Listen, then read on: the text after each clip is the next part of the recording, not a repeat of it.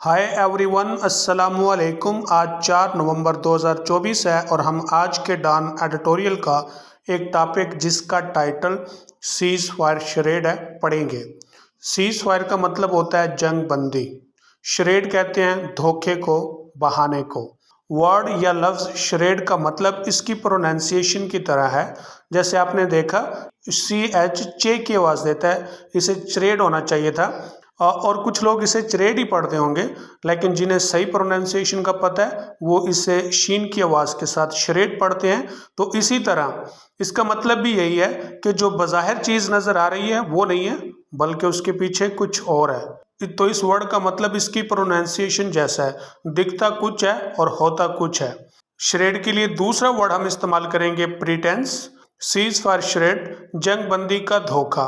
The convention is that, convention है कि, convention कहते हैं इजलास को या इज्तमा को। When parties are seeking a cessation and hostilities or ceasefire, कि जब पार्टियां जंग में वक्फा या जंग बंदी मांग रही हैं। A cessation and hostilities का मतलब होता है जंग में वक्फा। They engage in confidence building measures, वो खुद एतमादी के अक़दामात में मसरूफ़ हैं। इंगेज इनका मतलब होता है मशगूल होना, मसरूफ़ होना। कॉन्फिडेंस बिल्डिंग का मतलब है खुद एतमादी।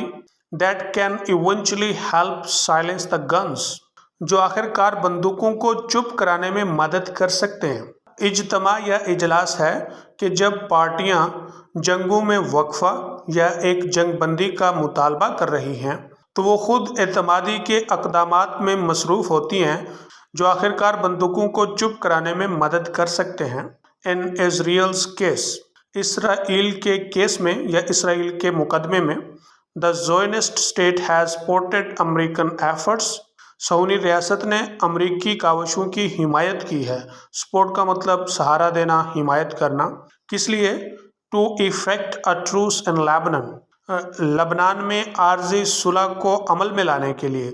इफेक्ट जब नाउन हो तो इसका मतलब होता है नतीजा वगैरह, और इसके अलावा भी कुछ और मतलब हैं, लेकिन जब इफेक्ट वर्ब होता है तो इसका मतलब होता है अमल में लाना, और इसके लिए दूसरा फ्रेज है ब्रिंग अबाउट। ट्रूस कहते हैं जंग बंदी को या आर्जी सुलह नामे को। Bye relentlessly pounding that country, बेदर्दी से मुल्क को कुचल कर। रिलेंटलेसली एडवर्ब है जिसका मतलब बेदर्दी से। पाउंड का मतलब होता है कुचलना। तहाम इसराइल के केस में सऊदी रियासत ने बेदर्दी से मुल्क को कुचल कर लबनान में आर्जी सुलहनामा को अमल में लाने के लिए अमरीकी कावशों की हिमायत की है। Beirut, बाल्बिक and तायर have been hit in savage bombing Reds. Beirut, बाल्बिक और तायर जो कि लबनान के सिटीज़ हैं, शहर हैं, इनमें वहशियाना बमबारी के हमले किए गए हैं। सैवेज का मतलब वहशी, बॉम्बिंग का मतलब बमबारी, रेड कहते हैं हमले को, और इससे मुराद वो हमला होता है जो आप अचानक से किसी पर हमला तो कर देते हैं लेकिन आपका मकसद उस पर कब्जा करना नहीं होता, बल्कि सिर्फ उन्हें नुकसान पहुंचाना होता है। Over the past few days, पिछले चंद दिनों से। But these actions are unlikely to convince Hezbollah, लेकिन ये कार्रवाइयाँ हिजबुल्ला को कायल या मनाने के लिए नाकाफ़ी हैं। अनलाइकली का मतलब होता है मुश्किल से, लेकिन मैंने इसके लिए बोल दिया नाकाफ़ी है। कन्विंस का मतलब होता है कायल करना, मना लेना। तल अवीव लेबनीज आर्च नेमेसिस, तल अवीव और लबनान की अहम दुश्मनी में। आर्च जब प्रीफिक्स के तौर पे आता है तो इसका मतलब होता है इम्पोर्टेंट और मोस्ट, यानी अहम या ज़्यादा। नेमेसिस कहते हैं इख्तलाफ को, दुश्मनी को। टू सू फॉर पीस, अमन का मुकदमा चलाना। सू का मतलब होता है मुकदमा चलाना। बरूत, बाल्बिक और तायर में पिछले चंद दिनों से वहशियाना बमबारी के हमले किए गए। इन कार्रवाइयों से मुश्किल से ही हिजबुल्ला को कायल किया जा सकता था। तल अवीव और लबनान की अहम दुश्मनी है, उनके लिए अमन का मुकदमा चलाना। इनफैक्ट असल में Sheikh Naeem Qasim the new Hezbollah leader, जो कि हिजबुल्ला का नया लीडर है, रहनुमा है, taunted the Israelis in speech after taking office, ओहदा संभालने के बाद एक तकरीर में उसने इसराइलियों को टांट किया। टांट का मतलब होता है टांट करना, तन्नो-जन करना। टेक ऑफिस का मतलब होता है ओहदा संभालना। Indicating that the pro armed group remains defiant, इस बात को जाहिर करता है کہ پرو ایران مسلح گروہ نافرمان رہتا ہے، یعنی ڈیفائنڈ کا مطلب ہے نافرمان، لیکن یہاں پہ نافرمان کی بجائے ہم یہ کہنا چاہیں گے کہ جو کسی سے ڈرتا نہیں اور اس کی بات ماننے کے لیے تیار نہیں۔ اصل میں شیخ نعیم قاسم جو کہ حزب اللہ کا نیا لیڈر رہنما ہے، اس نے عہدہ سنبھالنے کے بعد ایک تقریر میں اسرائیلیوں کو ٹانٹ کیا، جو اس بات کو ظاہر کرتا ہے کہ پرو ایران مسلح گروہ نافرمان رہتا ہے۔ America's efforts to end the violence in Lebanon and occupied Palestine, لبنان اور مقبوضہ فلسطین میں لڑائی کو ختم کرنے کے لیے امریکی کاوشیں مسٹ آلسو بی کوسچنڈ، ان پر بھی ضرور سوال ہو۔ کوسچن کا مطلب سوال ہونا اور اس کا مطلب یہاں پہ شک ہونا۔ لبنان اور مقبوضہ فلسطین میں جنگ ختم کرنے کے لیے امریکی کاوشوں پر بھی سوال ہوگا۔ Now I am going to read it as a whole in English. The convention is that when parties are seeking a cessation in hostilities or a ceasefire, they engage in confidence-building measures that can eventually help silence the guns. However, in Israel's case, the Zionist state has supported American efforts to effect a truce in Lebanon by relentlessly pounding that country. Beirut, Baalbek and Tyre have been hit in savage bombing raids over the past few days, but these actions are unlikely to convince Hezbollah, Tel Aviv's Lebanese arch-nemesis, to sue for peace. In fact, Sheikh Naim Qasim, the new Hezbollah leader, taunted the Israelis in speech after taking office, indicating that the pro-Iran armed group remains defiant. America's efforts to end the violence in Lebanon and occupied Palestine must be questioned. The US talks of peace. US امن کی بات کرتا ہے while simultaneously arming and funding their Israeli allies، جبکہ ایک ساتھ یہ اسی اثناء میں اپنے اسرائیلی اتحادیوں کو اسلحہ بھی دیتا ہے، فنڈ بھی دیتا ہے۔ As the latter continue to butcher Lebanese and Palestinian civilians، جبکہ مؤخر ذکر لبنانی اور فلسطینی شہریوں کا قتل کیے جا رہا ہے۔ بچر کا مطلب ہوتا ہے قتل کرنا، ذبح کرنا۔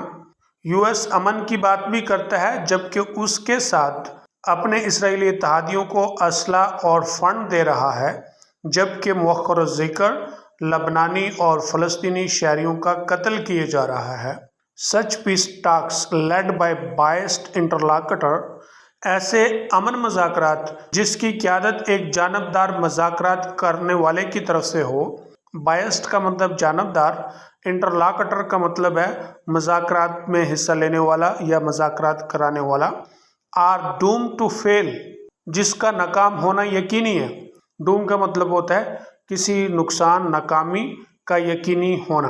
and are little more than a charade for public consumption، اور عوامی کھپت کے لیے سوائے ایک دھوکے کے کچھ نہیں۔ charade کا مطلب دھوکہ، consumption کا مطلب کھپت۔ ایسے امن مذاکرات جس کی قیادت ایک جانبدار مذاکرات کرانے والے کی طرف سے ہو، انہوں نے یقیناً ناکام ہونا ہے اور عوامی کھپت کے لیے سوائے ایک دھوکے کے کچھ نہیں۔ Moreover، اس کے علاوہ the reported criteria that Tel Aviv has laid out، مبینہ کرائٹیریا جو کہ تل اویو نے پیش کیا ہے۔ لے آؤٹ کا مطلب ہوتا ہے کسی منصوبہ یا دلیل کو یا بحث کو پیش کرنا، اور اس کے لیے دوسرا فریزل ورب استعمال ہوتا ہے سیٹ آؤٹ۔ تو کس بات کے لیے یہ کرائٹیریا پیش کیا گیا ہے؟ For accepting a cease fire in Lebanon, لبنان میں ایک جنگ بندی قبول کرنے کے لیے۔ Particularly allowing it to cross the border، خصوصاً اس کو سرحد عبور کرنے کی اجازت دے۔ at will in pursuit of حزب اللہ، حزب اللہ کی جستجو میں۔ pursuit of کا مطلب جستجو کے تعاقب میں۔ thus violating Lebanese sovereignty، اس طرح لبنان کی حاکمیت کی خلاف ورزی ہوگی۔ will not be a ceasefire، یہ کوئی جنگ بندی نہیں ہوگی۔ but an institutement of surrender for Beirut، Beirut کے لیے سرنڈر کا سامان ہوگا۔ سرنڈر کا مطلب ہوتا ہے شکست تسلیم کر لینا، ہتھیار گرا دینا۔ اس کے علاوہ تل اویو نے لبنان میں ایک جنگ بندی کو قبول کرنے کے لیے مبینہ کرائٹیریا پیش کیا ہے۔ خصوصاً حزب اللہ کی تلاش میں اپنی مرضی سے سرحد عبور کرنے کی اجازت کا۔ اس طرح تو لبنان کی حاکمیت کی خلاف ورزی ہوگی اور یہ جنگ بندی نہیں ہوگی بلکہ بیروت کے لیے شکست تسلیم کرنے کا سماں ہوگا۔ Both in Gaza and Lebanon, دونوں غزہ اور لبنان میں، اسرائیل از اسٹک ان اے quagmire، اسرائیل ایک بدتر صورتحال میں پھنس چکا ہے۔ اسٹک کا مطلب یہاں پہ پھنس جانا، اٹک جانا۔ غزہ اور لبنان دونوں میں اسرائیل ایک بری صورتحال میں پھنس چکا ہے۔ ملٹرلی، فوجی طور پر، though it has inflicted damage on both، اگرچہ اس نے دونوں کو نقصان پہنچایا ہے۔ انفلکٹ ڈیمیج کا مطلب نقصان پہنچانا۔ انفلکٹ عموماً ڈیمیج، اٹراسٹی کے طرح کے ناؤنس کے ساتھ بطور کالوکیشن آتا ہے۔ It has been unable to defeat Hamas or Hezbollah، یہ حماس یا حزب اللہ کو شکست نہ دے سکا ہے۔ اگرچہ اس نے فوجی طور پر دونوں کو نقصان پہنچایا ہے لیکن حماس یا حزب اللہ کو شکست نہ دے سکا ہے۔ Rockets and drones continue to fly towards Israeli cities from Lebanon, لبنان سے راکٹس اور ڈرونز اسرائیلی شہریوں کی طرف اڑتے رہتے ہیں۔ One of the world's best armed militaries, دنیا کی بہترین مسلح افواج میں سے ایک، backed by a military super power, اور ایک فوجی سپر پاور کی پشت پناہی، اینڈ اٹس یورپین سپورٹرز، اور اس کے یورپی مددگاروں کی بھی، has been unable to defeat two much smaller non-state actors، دو کہیں زیادہ چھوٹے نان ریاستی عوامل کو شکست نہ دے سکے ہیں۔ دنیا کی بہترین مسلح افواج میں سے ایک، اور اسے سپر پاور، اور اسے ایک فوجی سپر پاور اور اس کے یورپی مددگاروں کی پشت پناہی بھی حاصل ہو، اس کے باوجود وہ کہیں بہت چھوٹے نان ریاستی عوامل کو شکست نہ دے سکے ہیں۔ It is perhaps to erase this ignominy، شاید اس بے عزتی کو ہٹایا نہ جا سکے۔ erase کا مطلب ہوتا ہے ہٹانا، ریموو کرنا، اور ignominy کا مطلب ہے بے عزتی، disgrace، that Israel continues its genocidal war in Palestine، کہ اسرائیل فلسطین میں اپنی نسل کشی کی جنگ کو جاری رکھتا ہے۔ Now I am going to read it as a whole in English۔ The US talks of peace while simultaneously arming and funding their Israeli allies as the latter continue to butcher Lebanese and Palestinian civilians.